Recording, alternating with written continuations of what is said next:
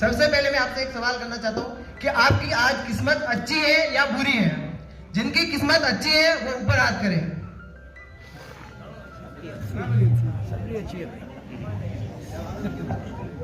सही है, आप सबकी किस्मत अच्छी है, आप मानते हो।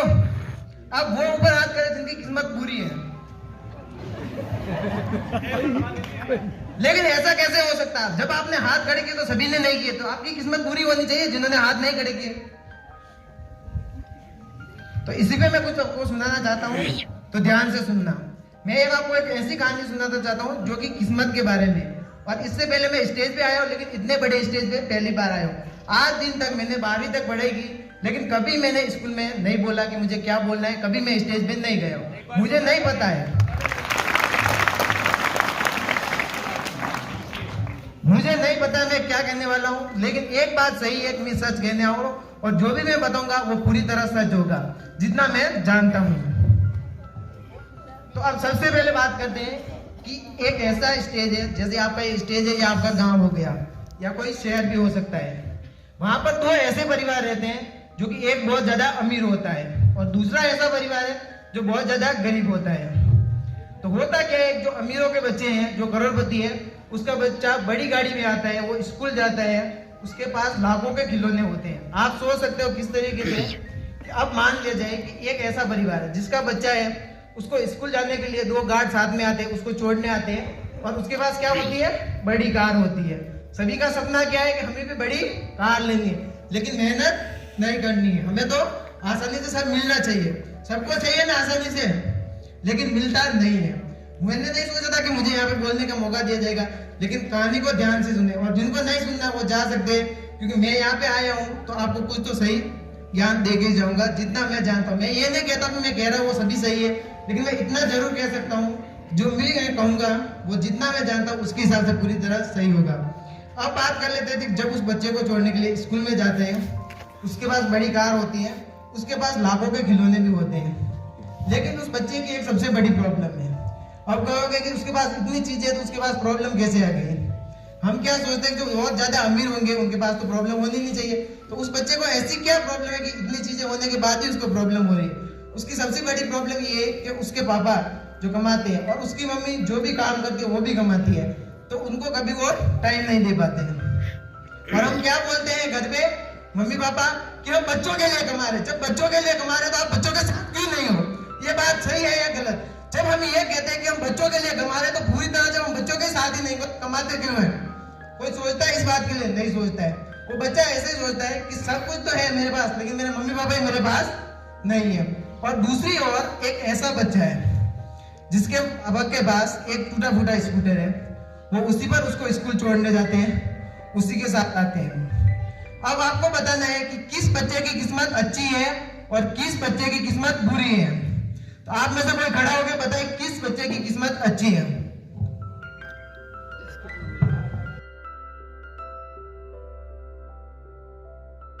इसके पास पापा के पास करोड़ों रुपए और एक के पास स्कूटर है और वो उसको खाना खिलाते हैं, इतना ही कमा पाते हैं जितना कि उनका गुजारा चल जाता है। आपको बताना किस्मत किसकी अच्छी है?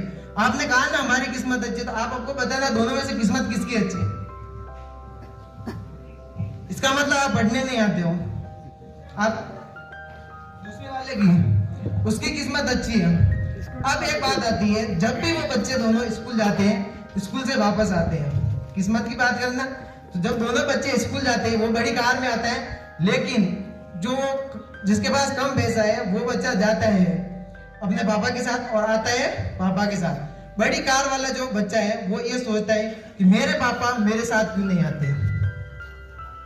आप मान रहे हो उनकी किस्मत से?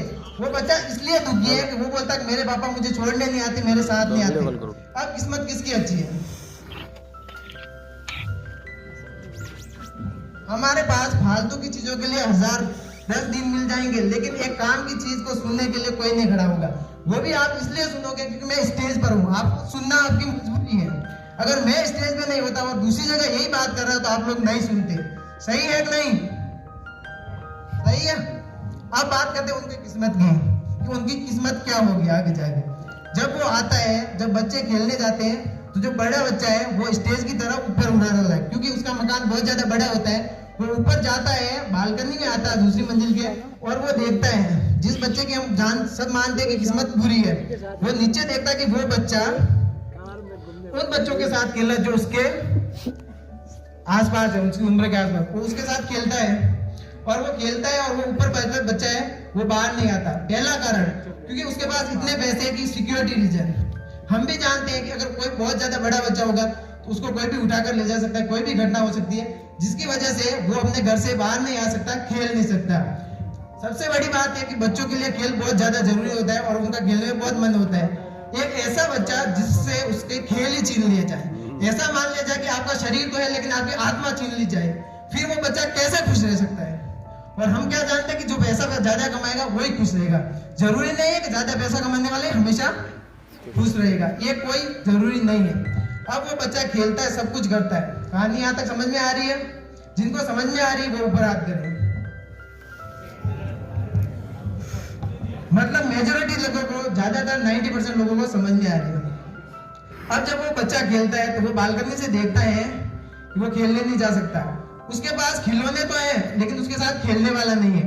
जब आपके पास करोड़ों रुपए लेकिन उसको आप यूज नहीं कर सकते, उसी तरह वो उस बच्चे के पास लाखों के खिलौने तो है लेकिन खेलने वाला कोई नहीं है। और जो उसके साथ खेलते हैं उसके घर के बड़े नौकर होते हैं वो खेलते हैं, जिनकी उम्र 40-50 वर्ष है।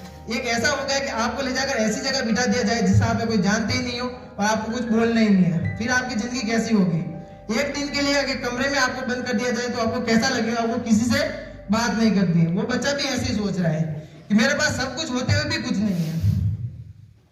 तो यहाँ तक कहानी समझ में आएगी कि उसके पास सब कुछ होते हुए भी कुछ नहीं है। अब वो बच्चा बालकनी में खड़ा है और सोच रहा है कि मैं भी इन बच्चों के साथ खेलूं, लेकिन वो खेल नहीं सकता है।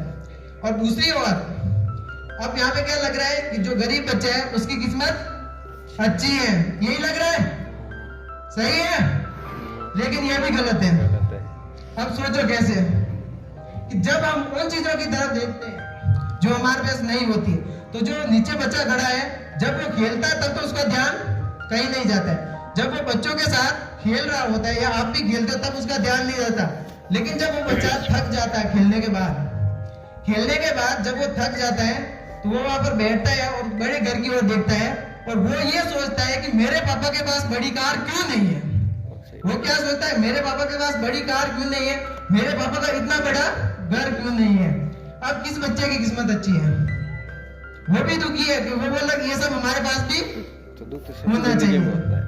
अब बताओ किसकी किस्मत अच्छी है? हम रोज कहते हैं कि इसकी किस्मत अच्छी है, उसके पास तो ये था इसलिए उसने ये कर दिखाया।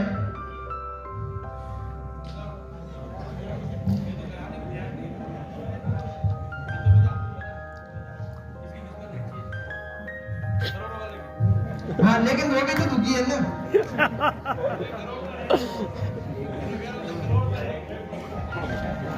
ठीक है, चलो मान लिया जाए कि जिसके पास करोड़ों रुपए उसकी किस्मत अच्छी है। आप क्या कहना चाहते हो? किसी की नहीं तो हम किस्मत की बात ही क्यों करते हैं? और एक बात बताऊं, आप में से सब में से जवाब दिए छोटे बच्चों ने, बड़े के दिमाग नहीं है क्या? खाली है। आप क्या भाई?